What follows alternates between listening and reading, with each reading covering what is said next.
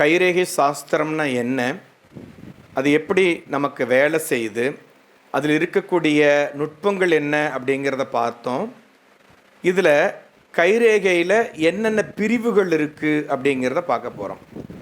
ஏன்னா ஒவ்வொன்றுக்குமே சில பிரிவுகள் உண்டு. அந்த பிரிவுகளில் சில பிரிவுகள் சில மாதிரியான நுட்பங்களை தெரிவிக்கக்கூடியதாக இருக்கிறது. அதன் அடிப்படையில் இந்த கைரேகையில் என்னென்ன பிரிவுகள் இருக்குது, அது எப்படி கையாள போகிறோம் அப்படிங்கிறது தான் நம்ம அடுத்து பார்க்க போகிறோம். புரியுதுங்களா? இதில் 3 விதமான பிரிவுகள் இருக்குது. கைரேகையில் எத்தனை பிரிவுகள் இருக்குது? 3 விதமான பிரிவுகள் இருக்குது. இதுக்கு கிரோக்னமி அப்படின்னு ஒரு பிரிவு, கிரோக்னமி. கீரோமன்சி ரெண்டாவது பிரிவு என்ன? கீரோமன்சி. மூணாவது கீரோசஃபி அப்படின்னு 3 விதமான பிரிவுகள் இருக்குது. கீரோக்னமி, கீரோமன்சி, கீரோசஃபி. புரியலையா? இந்த 3 விதமான பிரிவுகளின் அடிப்படையில் தான் நம்ம பலன்களை எடுத்துரைக்க போகிறோம். எது ரீதியாக? இந்த கைரேகைகள் ரீதியாக. கீரோக்னமி, கீரோமன்சி, கீரோசஃபி. புரியுதுங்களா? இந்த கீரோக்னமி அப்படின்னா என்ன அப்படிங்கிறத முதல்ல நாம் புரிந்து கொள்ள வேண்டும்.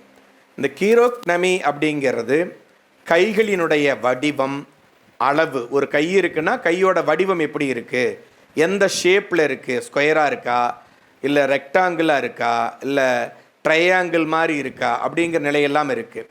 அதனுடைய அளவு எவ்வளவு இருக்குது, விரல்களின் நீளம் எவ்வளவு இருக்குது, அந்த உள்ளங்கையினுடைய நீளம் அகலம் எவ்வளோ இருக்குது அப்படிங்கிறதெல்லாம் அந்த அடிப்படையில் பலன் சொல்லக்கூடிய முறைகள். அமைப்புன்னு எடுத்துக்கிட்டிங்கன்னா இந்த கை எந்த அமைப்பை பெற்றிருக்கிறது அப்படிங்கிறதை பொறுத்தும் கோபுர கைகள்னு சொல்லுவாங்க, விசிறி கைகள்னு சொல்லுவாங்க. அந்த அமைப்பை அடிப்படையாக கொண்டு பலன் சொல்லக்கூடிய முறைகள்.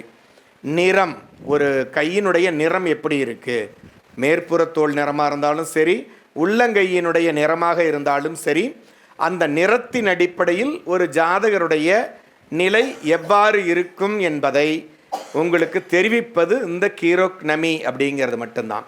அதோடு மட்டும் இல்லாமல் விரல்கள், நகங்கள், இதோடைய அமைப்பை மட்டும் எடுத்துக்கொண்டு கைகளின் வடிவம், அளவு, அமைப்பு, நிறம், விரல்கள், நகங்களுடைய அமைப்பு. ஒரு சிலருக்கு பார்த்தா நகங்கள் சின்ன நிலா பிறை போல் இருக்கும். ஒரு சிலருக்கு நீளமாக பெருசாக அகலமாக இருக்கும். ஒரு சிலருக்கு எப்படி இருக்கும், ரொம்ப குச்சி மாதிரி சின்னதாக இருக்கும், நீளமாக இருக்கும்.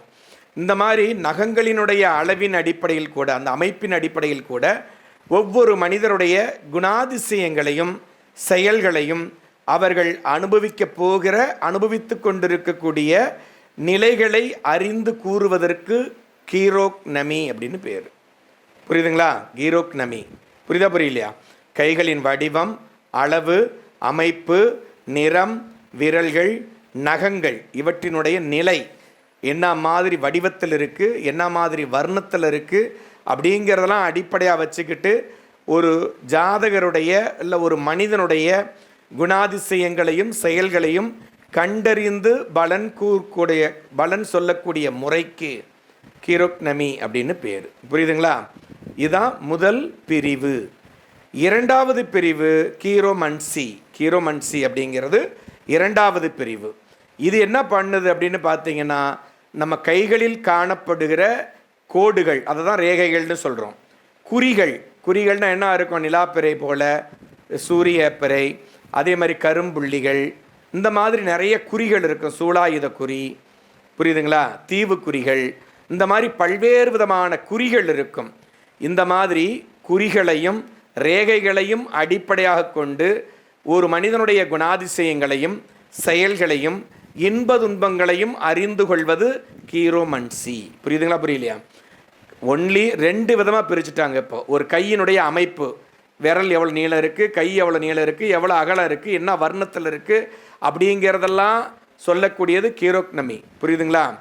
அதே நேரத்தில் இந்த கையில் இருக்கக்கூடிய ரேகைகள் என்ன சொல்லுது, குறிகள் என்ன சொல்லுது அப்படிங்கிற அந்த ரேகைகளின் அடிப்படையிலும் கையில் காணப்படுகிற குறிகளின் அடிப்படையிலும் ஒரு மனிதனுடைய குணாதிசயங்களை அறிந்து பலன் சொல்லக்கூடிய பிரிவு என்னது? கீரோமன்சி அப்படிங்கிற ஒரு நிலையாக இருக்கிறது. அதுக்கடுத்து மூன்றாவது வரக்கூடிய பிரிவு கீரோசஃபி. மூன்றாவது என்னது? கீரோசோஃபி அப்படின்னு சொல்லக்கூடியது. இது ஒன்றும் இல்லைங்க, இந்த 2 பிரிவுகளிலும் இருக்கக்கூடிய அனைத்து நல்ல விஷயங்களையும் உள்ளடக்கி ஒரு மனிதனுடைய குணாதிசயத்தையும் செயல்களையும் அவர் அனுபவிக்கிற இன்ப துன்பங்களையும் அறிந்து கொள்வதற்கு பேர் கீரோசோஃபி. புரியுதுங்களா? அதாவது முதல்ல சொல்லக்கூடிய பிரிவுகள் கையினுடைய அமைப்பையும் விரல்களின் அமைப்பையும் நகங்களின் அமைப்பையும் அளவையும் கொண்டது. ரெண்டாவது சொல்லக்கூடியது கையில் இருக்கக்கூடிய ரேகைகளையும் குறிகளையும் அடிப்படையாக கொண்டது. அதை என்ன பண்ணுறாங்க, இது ரெண்டுமே நல்லாத்தானே இருக்குன்னு சொல்லி ரெண்டையுமே கம்பைன் பண்ணி மூன்றாவதாக கொடுக்குறாங்க. அது பேர் தான் கீரோசஃபி. புரியுதுங்களா? இந்த கீரோசோஃபி அப்படிங்கிறது 2 பிரிவுகளிலும் இருக்கக்கூடிய நல்ல நுட்பங்களை எடுத்துக்கொண்டு கையாண்டு மிக துல்லியமான பலன்களை எடுத்துரைக்கக்கூடிய முறை. இப்போ நம்ம எதை படிக்க போகிறோன்னா கீரோசஃபி அப்படின்னு சொல்லக்கூடிய இந்த மூன்றாவது பிரிவை எடுத்துக்கிட்டு ஒரு கையினுடைய அமைப்பை அடிப்படையாக கொண்டும் ஒரு கையில் இருக்கக்கூடிய ரேகைகளையும் குறிகளையும் அடிப்படையாக கொண்டும் ஒரு மனிதனுடைய குணாதிசயத்தை எவ்வாறு துல்லியமாக நிர்ணயம் செய்வது அப்படிங்கிறத எடுத்துரைக்கக்கூடிய விளக்கக்கூடிய இந்த பிரிவை தான் நம்ம எடுத்து இனி வரக்கூடிய காலங்களில் படிக்க போகிறோம். அப்போ நம்ம 2 சப்ஜெக்ட் படிக்கிறோம். நம்ம கைரேகை சாஸ்திரத்தில் 2 சப்ஜெக்ட். ஒன்று கையினுடைய வடிவம், நீளம், நிறம், அந்த மாதிரியான நிலைகளை உள்ளடக்கி அது ஒரு டிபார்ட்மெண்ட். அதே மாதிரி கையில் இருக்கக்கூடிய ரேகைகள், குறிகள், இவெல்லாம் இன்னொரு டிபார்ட்மெண்ட். ரெண்டையும் கம்பைன் பண்ணால் இன்னொரு டிபார்ட்மெண்ட்டாக தான் கீரோசோஃபி.